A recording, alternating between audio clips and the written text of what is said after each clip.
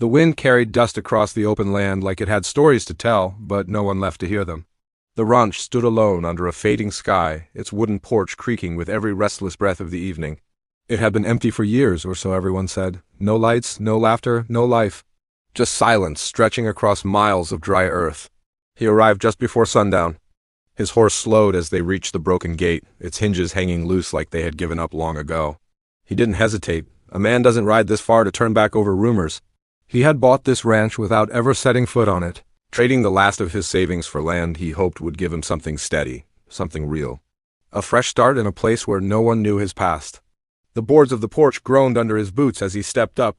His eyes moved over every detail, the worn-out chairs, the lanterns still hanging, the faint marks in the dust that looked almost too recent. That was the first thing that didn't sit right with him. This place wasn't supposed to have signs of life. His hand rested near his belt, not out of fear, but out of habit. Years on the road teach a man to expect the unexpected. He reached for the door, pushed it open slowly, and stepped inside. The air was warmer than it should have been. There was a faint smell of food, like something had been cooked not too long ago. His eyes narrowed. That didn't fit the story he had been told, not at all. He moved deeper into the house, each step quiet but firm, his senses sharpened. Then he heard it, a soft sound, a shift, not the wind. Not the house settling? Someone was there. He turned toward the far side of the room, where the light from the setting sun barely reached. And that's when he saw her. She stood still, like she had been expecting him all along. Her hand rested lightly against the wooden table beside her, steady, calm. There was no fear in her eyes, no surprise. Just a quiet kind of strength that made him pause. For a moment, neither of them spoke. This was not how it was supposed to go. He had come to claim what was his, to start over, to build something from nothing, but this was not nothing. This was a woman standing in the middle of his future like she had always belonged there. "You're early," she said, her voice even, as if she were commenting on the weather. He frowned slightly. Early for what? Her gaze didn't waver. For finding out the truth? The words settled between them, heavy and unclear. He stepped forward, just enough to close the distance, but not enough to make it a threat. "This ranch is mine," he said, firm but not harsh. She nodded once like she already knew. That may be so. "But I've been living here." A silence followed, thicker than before. Outside, the sun dipped lower, casting long shadows through the open door. Time felt like it was slipping faster than it should. He studied her, trying to read something in her expression. But she gave nothing away. No fear, no anger, just certainty. "You're not leaving," he said. It wasn't a question. She shook her head gently. "No." The air shifted again, not with danger, but with something harder to name. Something unexpected. He had faced storms, fights, and worse, but this was different. This was a choice. The sun touched the horizon, painting the sky in deep gold and fading red. And somewhere in that quiet moment, with the world holding its breath, he realized this ranch had come with more than land and broken fences. It had come with her. And before the last light disappeared, he made a decision that would change both their lives. But he had no idea what it would cost him. The last light of the sun slipped behind the hills, and the ranch fell into a quiet that felt heavier than before. He stood there, still watching her, trying to make sense of a situation that had no simple answer. A man buys a ranch. He expects empty land, maybe broken fences, maybe work. He does not expect someone already living inside like they have a claim stronger than paper. "You knew I was coming," he said after a moment. She moved slowly, pulling out a chair and sitting down like this was her home, like he was the one who had just walked into her world. "Word travels," she replied. "Not fast, but it gets around." He stepped further into the room, taking in the details again. There was a blanket folded neatly by the corner, a kettle near the stove, a small stack of supplies that looked carefully managed. This wasn't someone passing through. This was someone surviving. "How long have you been here?" he asked. She hesitated just for a second, like the question carried more weight than it should. "Long enough to know this place better than anyone who sold it to you." That answer didn't sit right, but neither did anything else. He leaned against the table, keeping his distance but not breaking eye contact. "Then maybe you should start talking. Because from where I stand, this land was up for sale and I paid for it fair." Her fingers traced the edge of the table, slow and thoughtful. "And from where I stand, land doesn't always belong to the man holding the paper." The words weren't sharp, but they carried something deeper. Not anger, not defiance. Something closer to truth. He exhaled, steady but controlled. "That sounds like a story." "It is," she said quietly. Outside, the wind picked up again, brushing against the walls like it was listening. Inside, the air felt still, caught between past and present. She looked toward the window for a moment, then back at him as if deciding how much to say. This ranch wasn't empty when I found it, she began. Not in the way people think. It had been left behind, yes, but not forgotten. He crossed his arms, waiting. There was a family here, she continued. They didn't leave because they wanted to. They left because they had to. He frowned. That's not what I was told. Of course not, she said, almost with a hint of something bitter. People don't sell land by telling the truth about it. That made him pause. He had dealt with enough men in his life to know that not every deal came clean. Still, he had asked questions. He had made sure, or at least he thought he had. What happened to them? He asked. Her gaze shifted slightly, not avoiding him, but not fully meeting his eyes either. Depends on who you ask. That's not an answer. It's the only one I have. Silence settled again, but this time it felt tighter, like the walls themselves were holding something in. He pushed off the table and walked toward the door, glancing out at the land that now belonged to him, yet felt unfamiliar in a way he couldn't explain. You expect me to believe you just walked in here one day and decided to stay? He said without turning back. No, she replied. I expect you to believe I had nowhere else to go. That, at least, sounded honest. He turned back to face her, and now? She met his gaze again, steady as before. Now I'm still here. There was something in the way she said it, something final. Like leaving was not even part of the question. He rubbed his jaw, thinking, this wasn't just about land anymore. This was about choices and consequences he didn't yet understand. Every instinct told him to push harder, to demand answers, to take control of what he had paid for. But another part of him, quieter and harder to ignore, told him there was more to this ranch than broken wood and open land. Who sold it to me? He asked, suddenly. She didn't answer right away. That hesitation again. You already know, she said at last. His expression tightened. If I knew, I wouldn't be asking. Her eyes held his, and for the first time, there was something different in them. Not fear, but concern. Then maybe you didn't ask the right questions, she said softly. The wind outside howled louder, rattling the loose gate in the distance. Somewhere out there, something shifted, a sound too heavy to be just the breeze. He glanced toward the noise, then back at her. This place, he said slowly. What aren't you telling me? She stood up then, her calm still there, but now mixed with something else. Something urgent.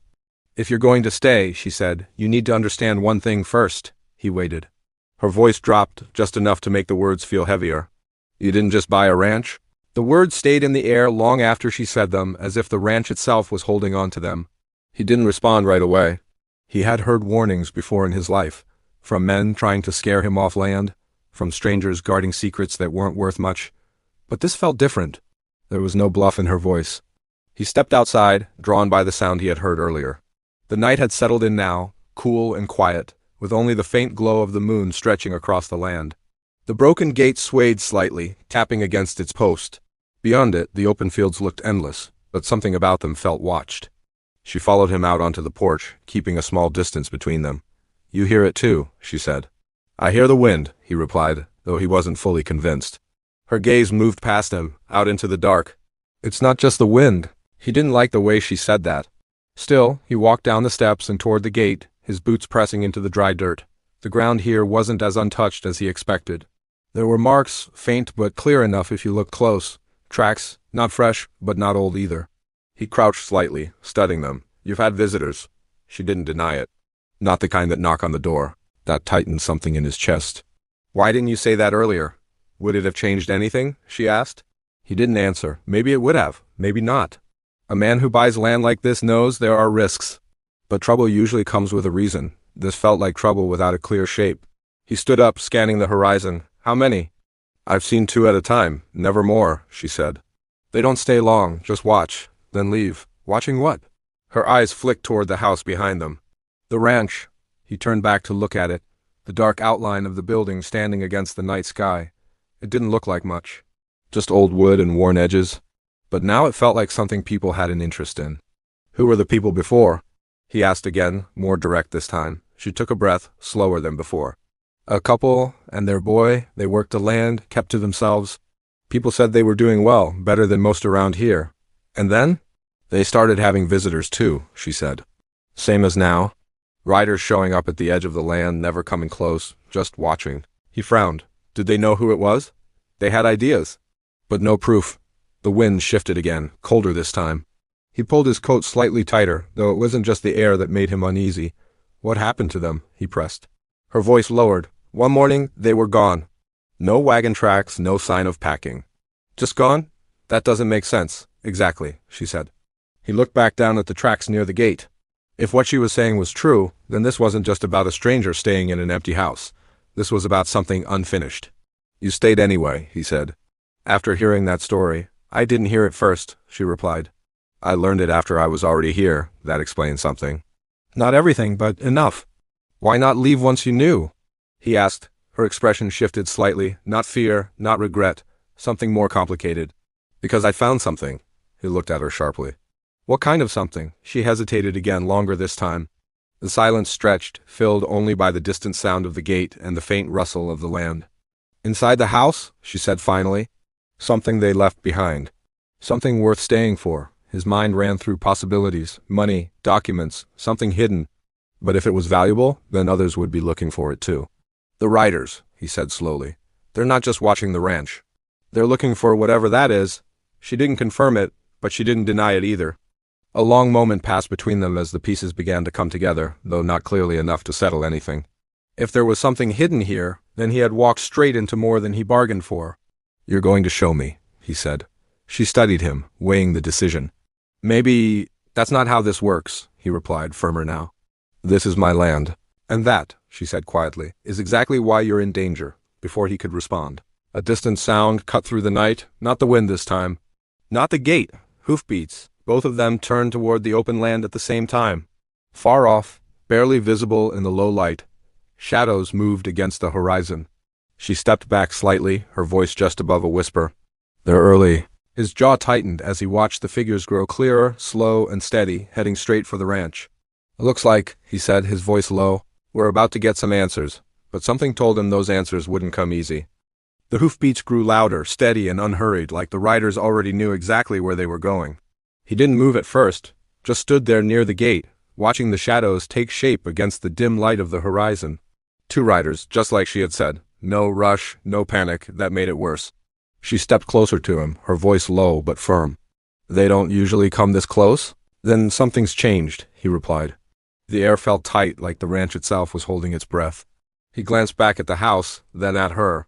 Whatever you found inside, they're here for it. Her expression told him he was right, even before she spoke. Yes. Then we don't wait out here, he said. We go inside. You show me what this is really about. For a second, she hesitated again. Not out of doubt, but like she was crossing a line she had been holding for a long time. Then she nodded. All right. They moved quickly toward the house, the sound of hoofbeats growing closer behind them. Each step up the porch felt heavier now, no longer just an old ranch under a quiet sky, but a place with something hidden beneath it. Something people were willing to come back for. Inside, she didn't stop in the main room. She went straight toward the back, pushing open a narrow door that led to a smaller space. He followed close behind, his eyes scanning every corner out of habit. This, she said, kneeling near the floor. At first, he didn't see anything unusual. Just worn wood, scratched and aged like the rest of the place. Then she reached down and pulled at a loose board. It lifted with a soft creak, revealing a hidden space beneath. His attention sharpened immediately. She reached inside and pulled out a small metal box, old but solid, the kind made to last. She held it for a moment like it carried more than just weight. This is why I stayed, she said. He crouched beside her. What's in it? I didn't open it, she admitted. That surprised him. You've been here all this time and never looked? Her eyes met his. Some things feel bigger than curiosity. Before he could respond, a sound echoed from outside. The riders had reached the porch. The faint thud of boots hitting wood made his muscles tense instantly. No more waiting, he said. She handed him the box without another word. It felt heavier than he expected. Not just in weight, but in meaning. Whatever was inside had brought those men here, had driven a family away, had kept her tied to this place. The front door creaked open. Both of them turned toward the sound. 2 figures stepped inside, their outlines dark against the faint light behind them. They didn't speak right away, just stood there, taking in the room like they had done it before. One of them finally broke the silence. Took longer than we thought. His grip tightened on the box, but he didn't move. You're a long way from minding your own business. The man let out a small, dry laugh. This is our business. She shifted slightly beside him, not hiding, not stepping back. That same quiet strength still there, even now. You've been coming here for years, she said. Watching, waiting, why? The second man stepped forward, his eyes fixed on the box in his hands. Because that doesn't belong to you. He felt the weight of those words, but he didn't let it show. Seems like no one here can agree on who things belong to. The first man tilted his head slightly. Open it, the request landed heavy. Not a command, but close enough. He glanced at her for just a second. She gave a small nod, though her expression was tense now, more than before. Slowly, carefully, he set the box on the table. Every movement felt louder than it should, every second stretching longer. Outside, the wind picked up again, rattling the walls. Inside, the silence pressed in tight. His fingers moved to the latch. This better be worth it, he said under his breath. The men didn't respond. They were watching, waiting, like everything had been leading to this moment. He lifted the lid, and whatever was inside caught the light just enough to change the air in the room. No one spoke. No one moved. But everything shifted.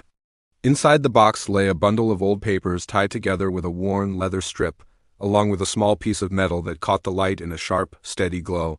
He reached in slowly, lifting the papers first. The edges were yellowed, but the writing was clear enough to read. He unfolded the top sheet, his eyes scanning quickly at first, then slowing as the meaning settled in. It wasn't just a letter, it was a record. Land boundaries, ownership marks, and a signature that didn't match the name on the document he had been given when he bought the ranch. This land, he said quietly, was never meant to be sold. The room went still. She stepped closer, looking over his shoulder. What does it say? He swallowed, reading a line again to be sure. It was passed down. Kept within the family, protected. The second writer shifted his weight, his voice lower now. Keep reading. He flipped to the next page. There were notes, written by different hands, but all pointing to the same truth. The family hadn't left by choice. They had been forced out, pressured until they disappeared without a trace. And the land had been sold off quietly, like it meant nothing. That's why you've been watching, he said, looking up at the men. You knew this wasn't a fair sale. The first writer nodded once, slow and steady. We worked for them, long ago. When things started going wrong, we tried to help, but we were too late. She frowned slightly. Then why not come forward sooner? Why wait all this time? The man's expression tightened. Because proof matters. And that box was the only thing left that could set things right. He looked back down at the metal piece still resting in the box. He picked it up carefully. It was a small emblem, marked with a symbol that matched one of the signatures on the paper. A claim seal, he said. This ties everything together. The tension in the room began to shift, not gone, but changing into something clearer. The truth had been sitting under that floor the whole time, waiting for someone willing to face it. She crossed her arms slightly, thinking, so what happens now? He looked at her, then at the men, then back at the papers in his hands. Now we decide what's right. The first writer stepped forward, his tone calmer than before. That land was never ours to take. And it wasn't yours to buy, not in the way it was done.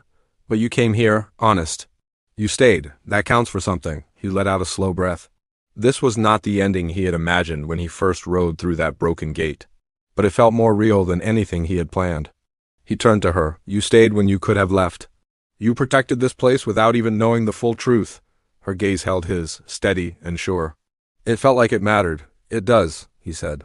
The wind outside softened, like the land itself was easing after holding on to its secrets for too long. He looked down at the papers one last time, then folded them carefully. This ranch doesn't belong to the past anymore. It deserves a future built the right way. She studied him, searching for doubt, but found none. And what does that mean for us? He gave a small, thoughtful smile. It means we stop running from what this place is. We fix it together. The writers exchanged a glance, then stepped back. That's all we needed to hear, one of them said. The truth is out now. What you do with it is up to you. They turned and walked out without another word, leaving the house quieter than before, but not empty. He set the box down gently and looked at her. For the first time since he arrived, the tension between them felt lighter, replaced with something stronger. You still not leaving? He asked. She shook her head, a faint smile forming. No, he nodded. Good, because I think this place could use both of us. Outside, the first light of a new day began to rise over the land, touching the ranch with a soft, golden glow. The broken gate, the worn porch, the quiet fields, all of it looked a little different now, not abandoned, not forgotten, just waiting. And as they stood there, side by side, the future no longer felt uncertain. It felt earned. Thanks for watching this story. Subscribe to the channel for more heartfelt stories. Your support helps keep these stories alive. Tell me in the comments what you felt about this story and what kind of stories you want to see next. See you in the next story.